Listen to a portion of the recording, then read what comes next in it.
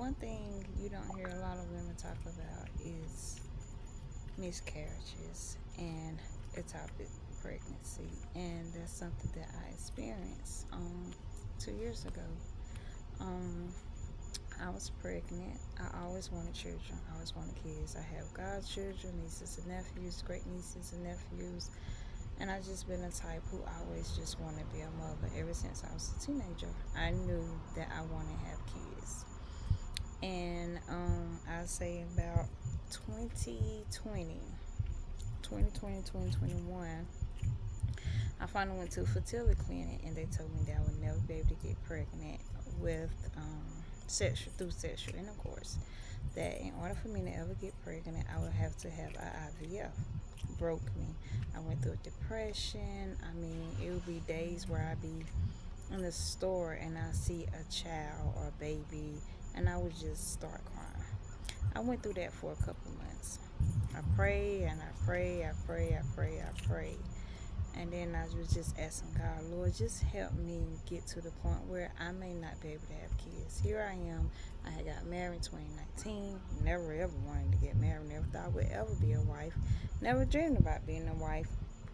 Got married in 2019, 2020, 2021. I was told that I would never be able to have children through sexual intercourse. I did a research on IVF. Very, very expensive. But one thing I kept telling people and myself, and I was talking to God, and I was saying, I'm going to get pregnant through sexual intercourse. I'm going to get pregnant the way that the doctor said would never ever be possible for me. 2023, bam, found out I was pregnant. It was one of the best days of my life.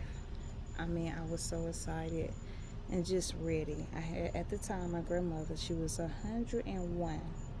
And I always said I want my grandma to still be here when I have my child. I wanted her to put her hands on my baby. I want her to pray on my baby. I wanted her to hold my baby.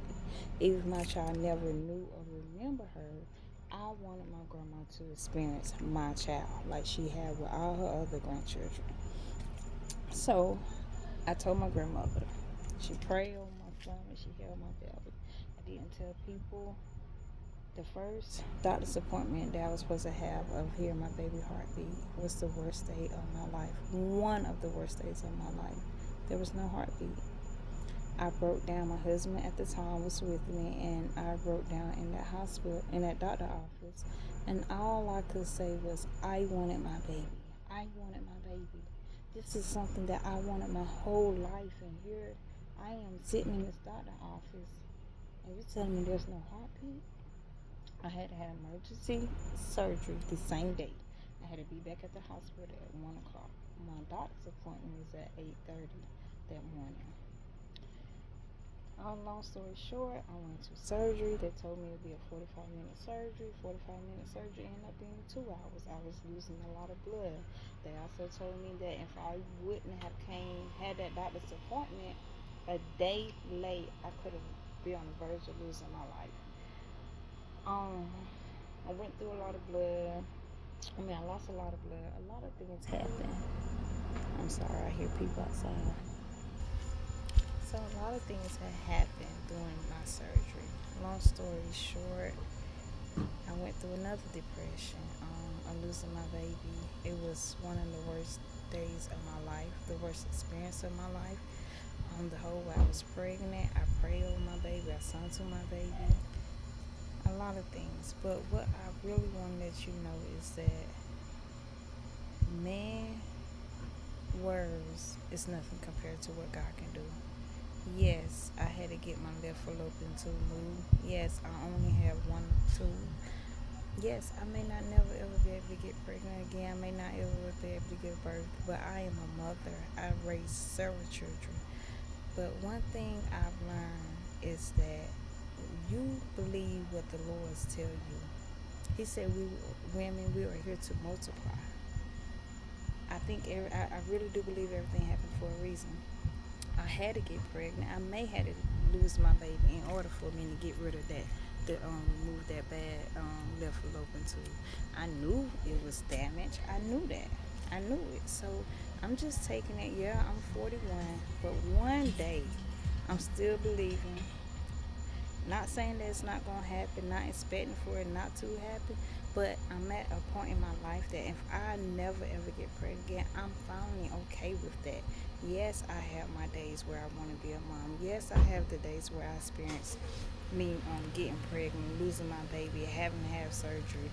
Doctors telling me how much blood I was losing during my surgery. I went through a lot. I went through a lot. I shut down.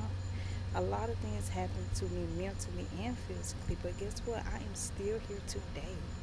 I am still here today. So I say to all the women, tell your story, because we don't hear a lot of women talking about miscarriage and ectopic pregnancy and fertility. We don't hear that. But as a woman, I know it made me feel less of a woman. It made me feel ashamed. All my friends got kids. You know, I'm a wife now. Can't get my husband a child, even though he had kids and grandkids.